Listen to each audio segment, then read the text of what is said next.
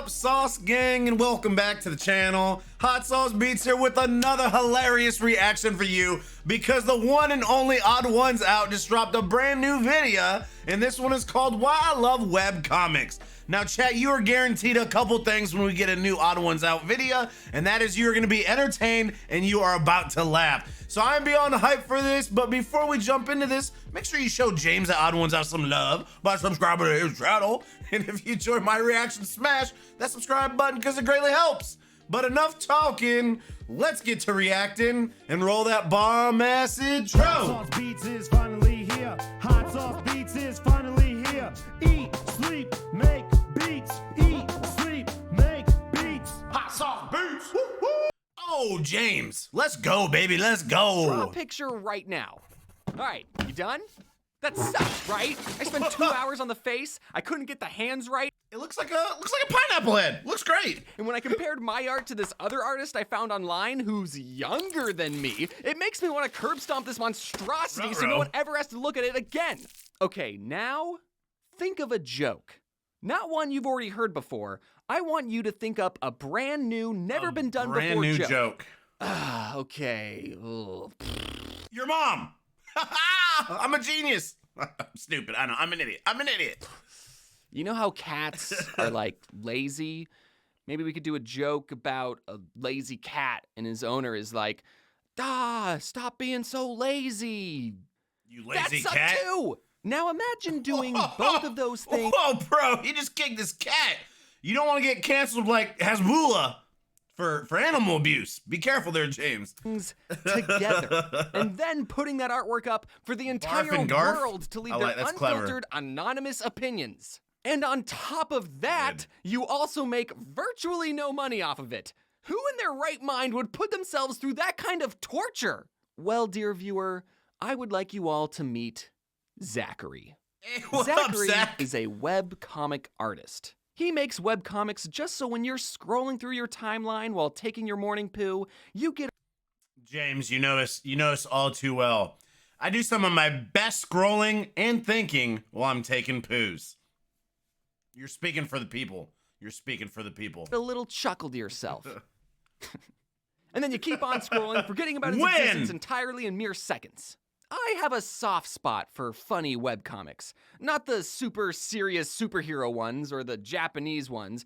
Wait, why is this part all pixely? The Batman? Webcomics can be shared on any platform. In fact, a lot of webcomics get reposted without the artist's consent and with their names removed, which is kind of weird. Whoa, whoa, whoa, whoa, whoa, whoa. You always gotta give credit where it's due. Come on now, people. You gotta give credit where it's due. That someone went through the effort of removing a watermark when they could have just, not done anything and left it. I hope you all realize that behind every comic is an artist who just wanted to make you laugh and doodle something that day. I started reading webcomics at a very young age. Back then, we just called them comics. They were really the only books that I liked to read, and the only place you could read the hottest new comics was in the newspaper. Oh, sorry, I should clarify. You guys know I'm roughly Philza, Minecraft's age. And, dude, I remember comics in the newspaper, too. I don't know. I haven't read a newspaper in a hot minute. I don't know if, I'm guessing there's still comics in there. But, the big one was Garfield. Garfield's been around for a hot minute. Why do I keep saying hot minute? But anyways, Garfield's been around for a long time. I used to read that in the newspaper. God, now I sound old. Anyways. A newspaper is a stack of gray paper that would be delivered to your house by a child riding a bike, and they would print 19 pages of useless information and have one page dedicated to the funnies. Yeah, the funnies, baby! This is where the classics were born. You know the ones. The Calvin and Hobbes. The Garfields. Oh my God, Calvin and Hobbes, bruh! Shit, dude. James, you hit me in my feels, baby. You hit me in my feels. The Far Sides. Some of these comics have made me laugh harder than any meme ever has. I just want to say that Calvin and Hobbes was an extremely creative I love comic. Calvin and Hobbes. It was a comic about a rambunctious boy that had a giant predatory animal best friend. I mean, where else have you seen that before? By the way, if you ever see those Calvin peeing bumper stickers, those are unlicensed knockoffs and really go against everything Calvin and his creator, Bill Watterson, stood for. Oh, wow. In fact, all Calvin and Hobbes merchandise is unlicensed because Bill Watterson never made merchandise. Ruh-roh, But I mean, Shaggy. aren't these crochet Hobbs dolls the coolest? So there was only enough space in the paper for about 20 comics. And last time I counted, there were way more than 20 comic creators. So if you wanted to get your silly little comic in the newspaper, you had some fierce competition. But now, anyone with a computer and enough dedication can create comics that get shared by millions of people. You don't even need a fancy drawing tablet or expensive painting software, or even art skills in general. Webcomics and the internet and memes have been intertwined for decades. Many of your favorite meme formats are just edited webcomics. Now, in most cases, if someone took an artist's work, defaced it, and then re-uploaded it without credit, that'd be a bad thing. But memes are different, I guess. The reason I'm bringing... Yeah, see? Again, he understands. Reactions. You just gotta give credit, dude. Always give credit where it's due. Gotta add some dope commentary. And talk about, you know, the meaning behind the content, break it down. But again, you always, I've never understood people that just like 100% take the creator out of the situation and try and act like it's theirs. Like, dude, you got to give credit where it's due, fam. This up is because I want you all to know that these artists have made other comics that are just as funny. And you should support their work and buy their books. And if you're going to make a webcomic edit, please just keep in the watermark. It's literally more work to take it out, and you're being an asshole. Some of you original gangsters may remember that I also used to be a webcomic artist. Oh, really? I posted my first webcomic in 2012, which was over 10 years. 10 years? Wow. It's been that long? What the fuck? I'll be honest, my webcomics took a little while to get some traction. PG, bro. Let me explain something.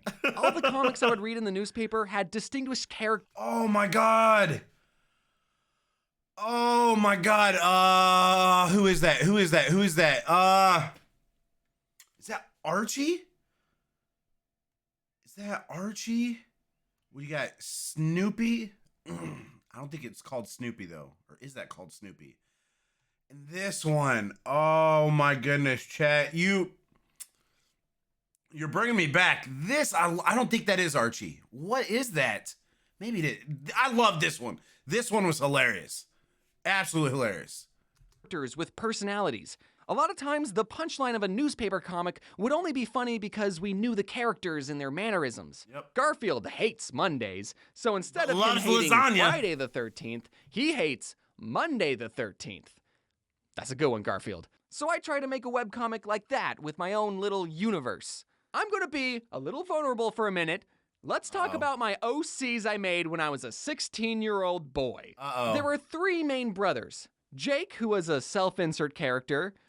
One time I dressed up as him for Halloween. Justin, the book-smart straight man. Straight man as in the character archetype, not the sexuality. Although if any of the brothers were gay, Justin would be the gay one. And Kevin, the laid-back older brother who did whatever he wanted because he's the oldest. Those 3 were the main boys. Jake, Justin, and Kevin. The 3 whitest names anyone's ever heard. Ever. Now, if you're an up-and-coming comedy webcomic artist, I would suggest not to do what I did. If you're just trying to make someone laugh, you don't need a whole cast of characters that have intricate relationships. Just tell your joke and leave. Or don't. It's your art. You can do whatever you want. I got 2 rubber chickens. Come on, Eventually, baby. I wanted to rebrand myself. Why have one when you can have 2? Distinguished, defined characters, I went with the very basic-looking character design that had absolutely no distinguishing features at all. And I settled on a design that looked like this. Bro, that's crazy. Is like hearing essentially the origins of TheOdd1sOut, of how, you know, he felt like he kind of overdid it, put too much work in stuff. And it's the same thing with like music and artists, producers, is sometimes simplicity wins. You strip stuff down to its like bare bones, make it very simple, and it allows you to put extra work in outside of that area, right? You know, you could, it makes us, the viewer, more drawn into the sense of humor, the creativity, stuff like that. When you make something like this more simple. I mean, over time, I refined it. I originally posted my comics exclusively to Tumblr. It was just me and this other obscure webcomic about trolls. We were the two main ones, really. Now, if you're still an up-and-coming webcomic artist, then you should post your comics to every platform imaginable. All the I learned platforms. the importance of cross-platform promotion the not-so-easy way. One day, I got a Tumblr message from someone asking if they could post my comics to a small, unknown app called iFunny. And I said, sure. Then that guy would periodically send me messages like, dude, we are blowing up. Our comics keep getting featured. And I was like, our? Then I wake up to messages asking, hey, are you the one posting these to iFunny? And I said, no, but I gave the other guy permission to. You know he's impersonating you and starting beef with other artists, right? It turned out that iFunny was my most popular social media account, and I didn't even have access to it. I eventually got the account back, and now people tell me that they loved reading my comics on iFunny back in the day, which wasn't even part of the plan originally. Webcomics have really impacted me and this channel. Someone helped them out. Online friends. They kind of did. They started a lot of beef and made James look like a douche canoe, but hey, it got him popping. Were other webcomic artists who I don't keep in touch with as much as I should. My bad, guys, I'm sorry. My username is based off my webcomic. My character design was made for my webcomic, and even my Cannonball profile picture is from a panel in my webcomic. I really hope this video makes you appreciate the webcomics that you see on your timeline. I know you see them, they're everywhere. If you come never was a across thought in my head, comic but you now like, it is. I want you to try and find the original artist's socials and browse their other comics they've created. I guarantee you'll find some banger comics that just didn't get the same amount of attention as the other ones. And who knows, you might just make a difference in someone's art career. Aww. You know, making a whole video about webcomics has made me miss my first love. A lot of times when I think of a joke, I have to wait 2 months to tell it. And at that point, I don't even know if it's funny anymore. But a webcomic can have same-day joke delivery. So this is how I'm officially announcing that I'm making webcomics again. I'll be posting them on my website. I love it when people do this, like Schlatt, right? Schlatt does not come out with a video unless if he's promoting something, a merch drop, a schlanket. Dude, and it's just, I love this. I mean, it's, when you're a creator and you've built a brand around yourself, I mean, you are your marketer, you're your publicist. And it's stuff like this, right? I mean, literally, this is all about webcomics. Why I love webcomics. To announce the fact that he's coming out with a webcomic. Genius, James. Genius. And maybe Twitter if I'm still verified. There's already 6 brand new comics. Feel free to make any meme edits of them. I don't care.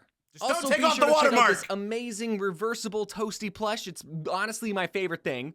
And up until April 10th, we're running Merch Madness, where you can possibly score a free VidCon ticket and meet up with me. You don't even need to buy anything to enter, so check out the description for more information. I'm super excited to be making comics again. It's how I started out my internet journey. I'm going to try and post at least 1 comic a week, so be on the lookout for those. Thank you all for watching and sticking through this end card. Y'all are the real ones. We the real ones, chat. We the real ones. Let me bring you with sauce gig. Dude, I'm stoked. I want to see, where did he say, did he say where he's uploading it? I'm really curious. You know we love James. We love TheOdd1sOut on here.